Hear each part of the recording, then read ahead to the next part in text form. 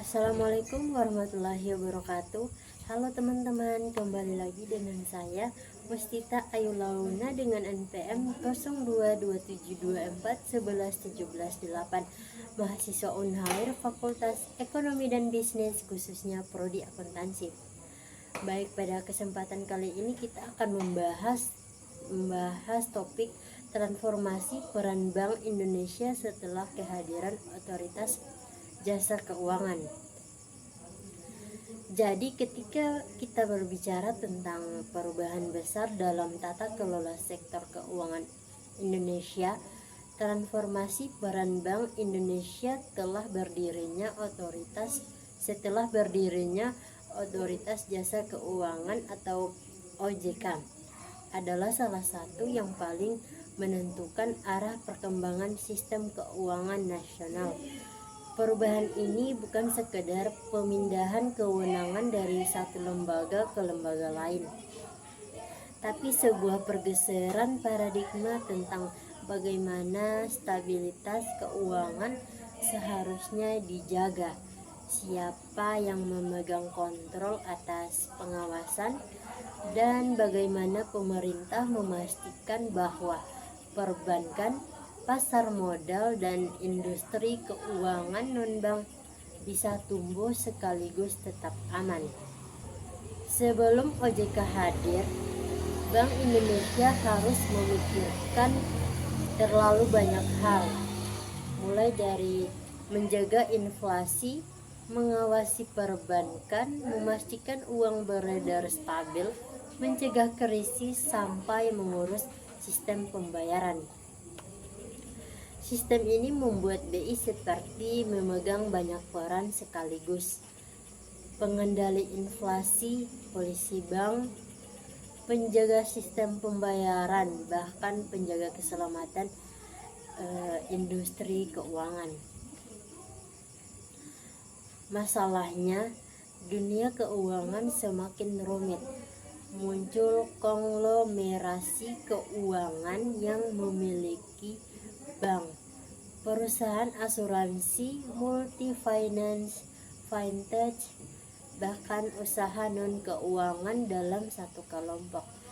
Risiko satu lembaga bisa menular ke lembaga lain. Pengawasan juga semakin berat karena jenis produk keuangan makin bervariasi. Akibatnya, dibutuhkan lembaga khusus yang benar-benar fokus mengawasi perilaku lembaga keuangan secara mikro.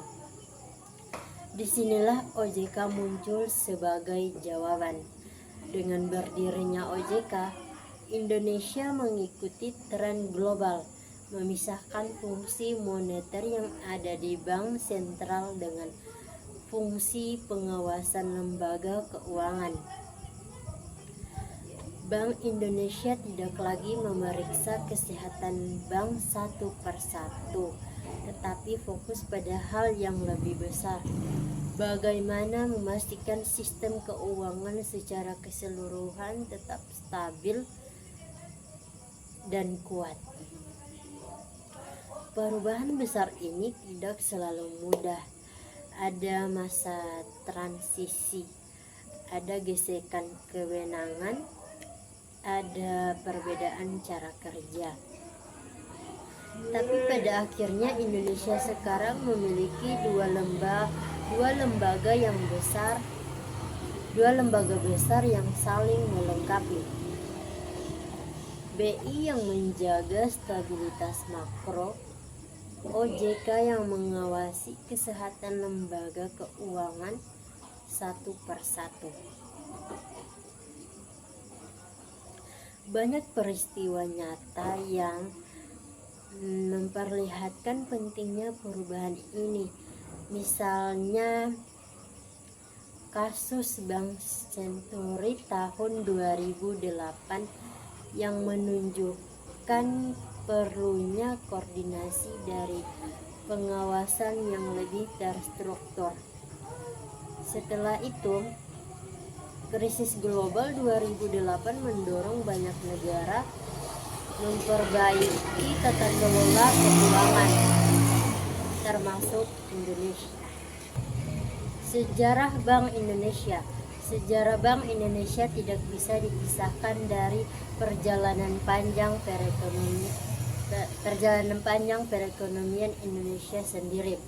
Semua bermula dari De Javaasche Bank, sebuah lembaga keuangan yang didirikan kolonial Belanda pada tahun 1828.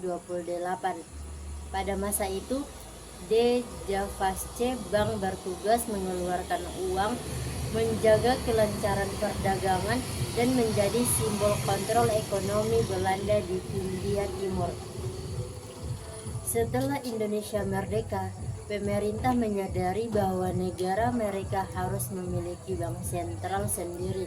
Maka pada 1953, De Javaasche Bank dinasionalisasi dan berubah nama menjadi Bank Indonesia. Ini adalah titik sejarah penting karena BI mulai menjalankan 3 tugas utama: mengatur moneter, mengeluarkan uang, dan mengawasi perbankan. Pada masa awal kemerdekaan hingga Orde Lama, BI sering digunakan pemerintah untuk membiayai defisit anggaran. Akibatnya, uang beredar meningkat drastis dan inflasi mencapai level sangat tinggi pada 1965. Pengalaman pahit ini menjadi pelajaran bahwa sentral harus independen agar tidak dijadikan sumber uang bagi pemerintah. Sejarah terus bergerak. Pada masa Orde Baru, BI mulai mendapat peran yang lebih formal sebagai bank sentral, namun belum sepenuhnya independen. Krisis moneter 1997 sampai 1998 menjadi turning point. Banyak bank runtuh, rupiah terjun bebas, dan sistem keuangan nyaris kolaps. Salah satu penyebabnya adalah lemahnya pengawasan perbankan. Karena itu, pemerintah melakukan reformasi besar-besaran pada tahun 1999. Indonesia mengeluarkan UU baru BI yang memberi status independen bagi BI. Sejak saat itu, BI tidak boleh dipaksa membiayai pemerintah dan fokus pada pengendalian inflasi.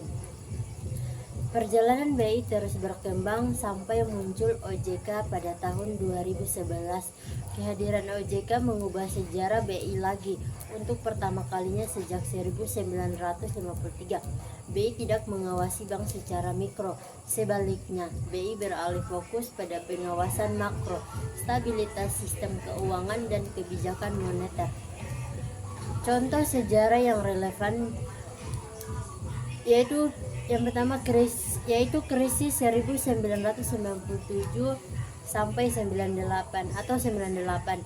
BI dibebani peran terlalu besar. Kasus BLBI, BI terlibat dalam pemberian dana darurat.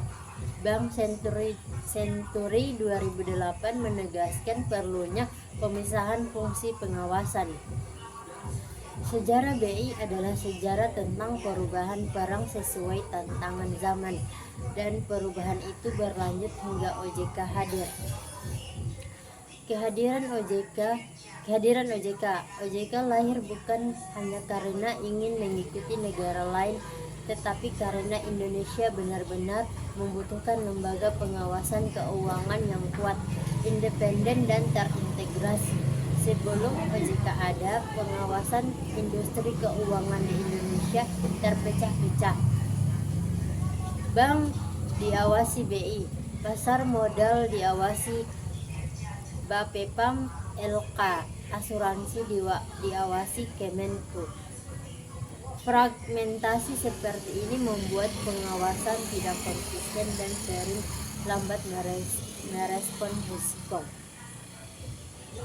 Konglomerasi keuangan mulai tumbuh pesat di tahun 2000-an. Banyak perusahaan besar memiliki bank, perusahaan asuransi, multi-finance, bahkan perusahaan sekuritas dalam satu grup. Jika satu anak perusahaan bermasalah, dampaknya bisa meluas ke seluruh grup.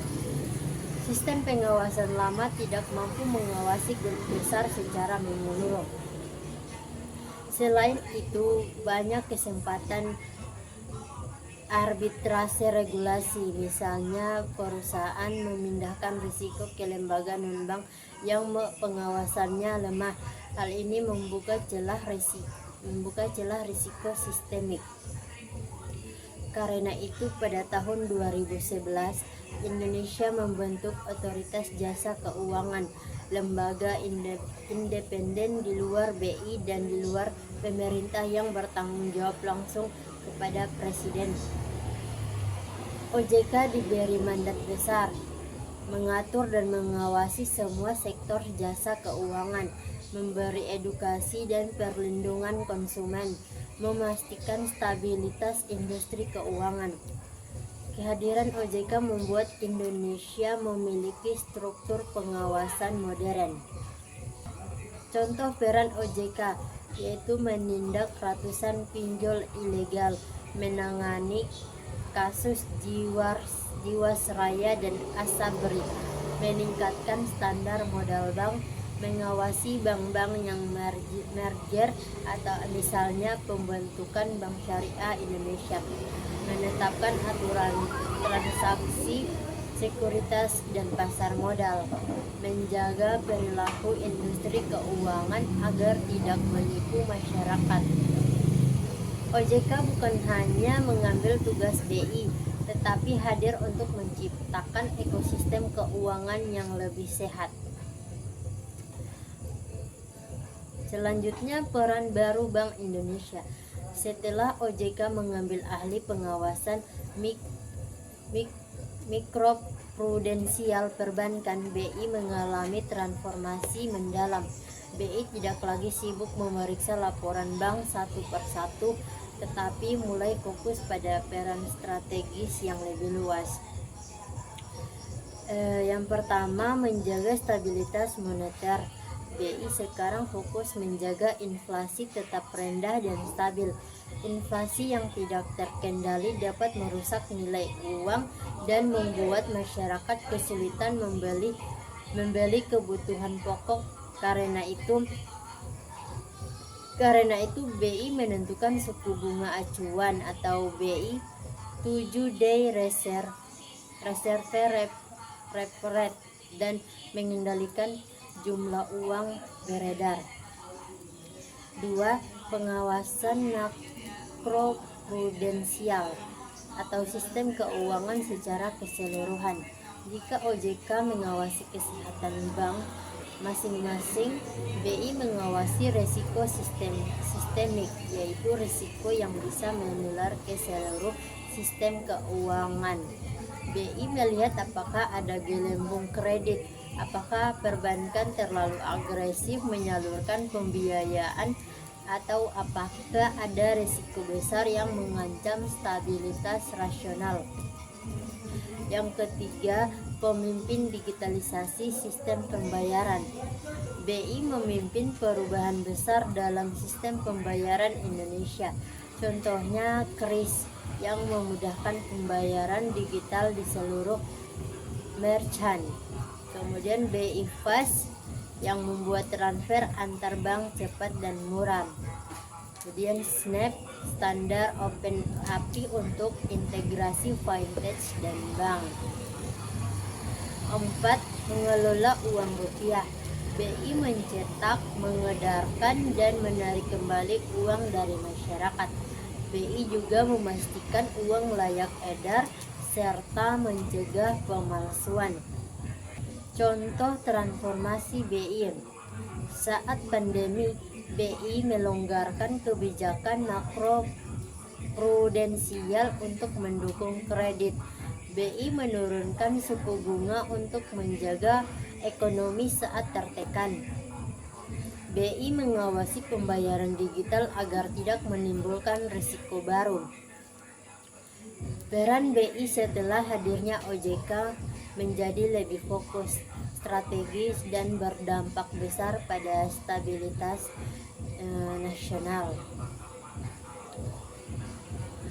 Kemudian kerjasama dan koordinasi BI dan OJK. Setelah OJK berdiri, dua lembaga ini tidak bisa bekerja sendiri-sendiri. Keduanya harus saling terhubung karena keputusan satu lembaga bisa berdampak ke lembaga lain.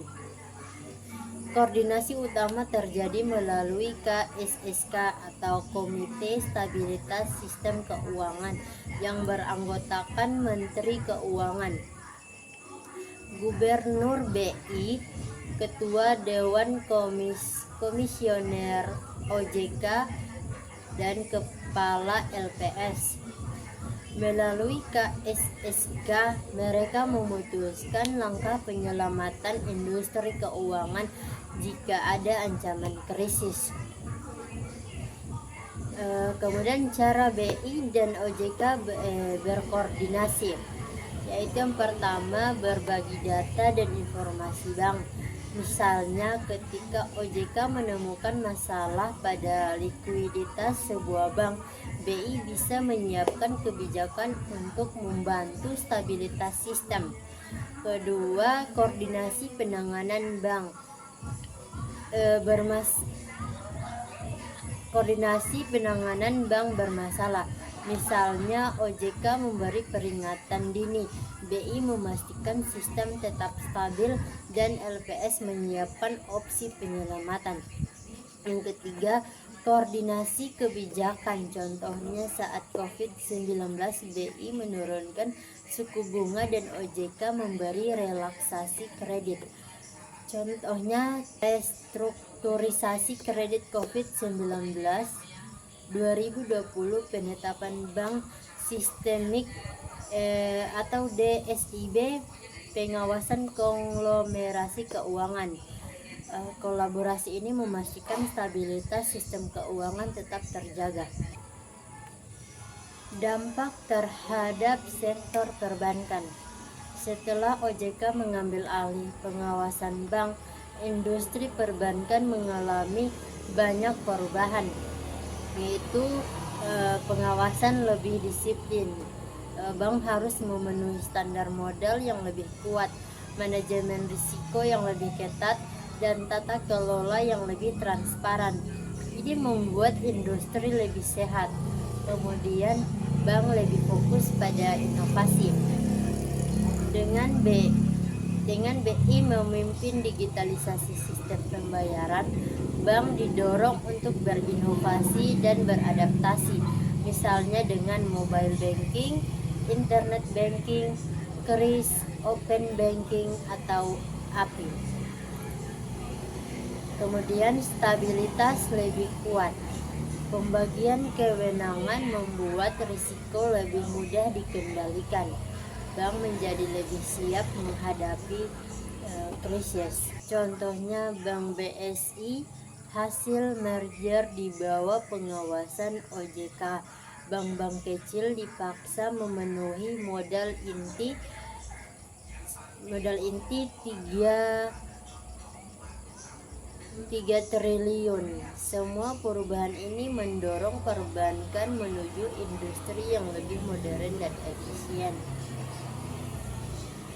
Dan tantangan yang dihadapi. Seiring dengan perubahan kewenangan, muncul tantangan baru bagi BI, OJK, dan sektor keuangan. Yang pertama, tumpang tindih kebijakan. Kadang BI punya kebijakan makro yang bertabrakan dengan kebijakan mikro OJK. Misalnya BI ingin mendorong kredit, suku bunga turun. OJK memperketat standar risiko, bank jadi lebih berhati-hati. Keduanya harus diselaraskan. Kemudian fintech dan teknologi digital. Munculnya fintech, kripto, dan sistem pembayaran baru membuat BI dan OJK harus cepat menyesuaikan aturan. Jika terlambat,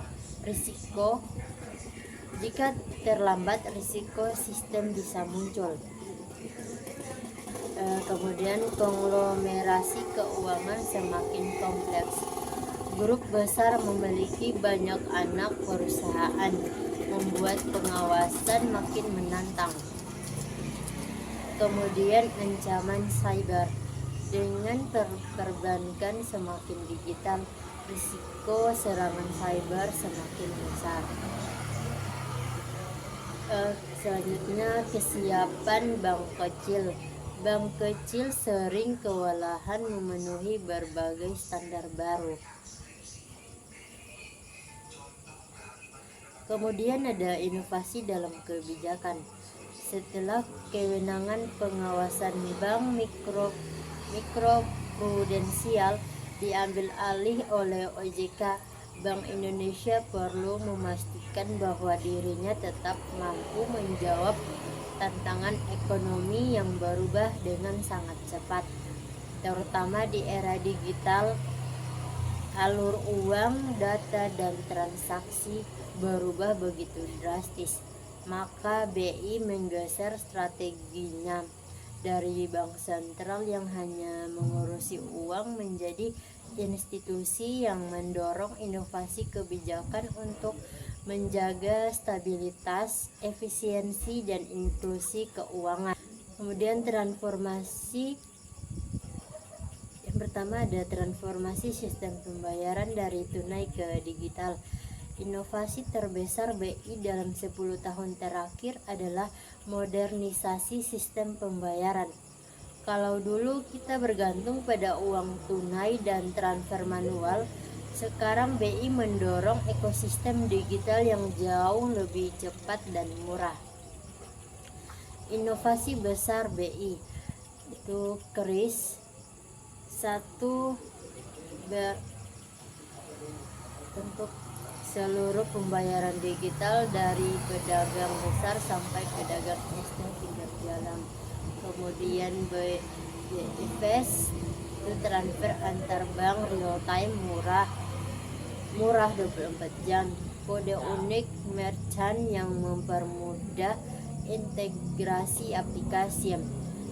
Blueprint Sistem Pembayaran Indonesia atau BSPI 2025, roadmap besar menuju sistem pembayaran masa depan. Contohnya pedagang kecil yang dulu hanya menerima uang tunai, kini bisa menerima pembayaran digital tanpa mesin EDC yang mahal. Warung-warung kecil, pedagang bakso, hingga UMKM kerajinan bisa menerima pembayaran cashless, membuat transaksi lebih aman dan tercatat. Kemudian kebijakan makroprudensial yang lebih adaptif. BI tidak lagi mengontrol bank secara langsung, tetapi mengatur arus besarnya. Beberapa inovasi kebijakan makroprudensial itu rasio countercyclical buffer atau CCIBM. BI bisa menaikkan atau menurunkan buffer risiko sesuai siklus ekonomi. Kebijakan rasio pembiayaan inklusif makroprudensial atau RPIM. BI mendorong kredit UMKM dengan memberi insentif ke bank. Kelonggaran loan to value atau LTV memudahkan pembelian rumah atau kendaraan saat ekonomi melambat. Contohnya saat pandemi COVID-19, BI melonggarkan LTV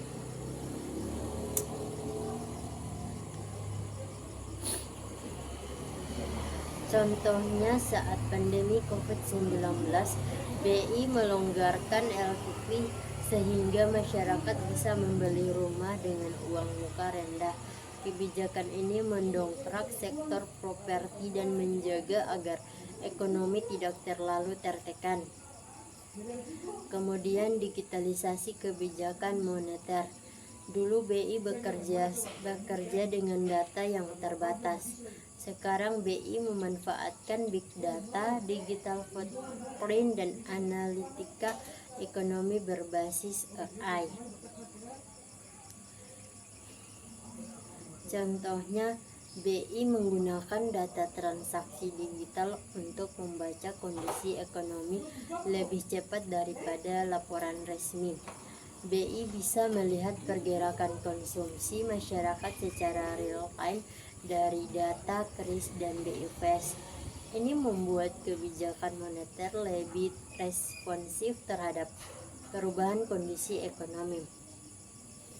Kemudian pengembangan rupiah digital atau Central Bank Digital Currency atau CBDC. Ini inovasi paling strategis dari BI. Bank Indonesia sedang mengembangkan digital rupiah, yaitu uang digital resmi negara yang bisa digunakan di sistem pembayaran modern. Contoh manfaatnya, transaksi lintas negara lebih cepat, risiko pemalsuan uang menurun, integrasi dengan ekosistem kripto dapat diatur dengan tepat, efisiensi biaya transaksi meningkat. Selanjutnya, inovasi kebijakan untuk mendorong UMKM. BI ingin agar UMKM tidak hanya tumbuh, tetapi masuk ekosistem digital. Inovasi kebijakannya, digitalisasi pembayaran pasar tradisional, KRIS tuntas atau tarik transfer setor, pelatihan UMKM, ekspor dengan sistem pembayaran cross border. Contohnya, pedagang kecil di pasar tradisional sudah bisa tarik tunai atau setor lewat KRIS tanpa perlu ke bank. Baik, jadi itu saja pembahasan kita pada kesempatan kali ini. Semoga apa yang saya sampaikan bisa bermanfaat bagi kita semua.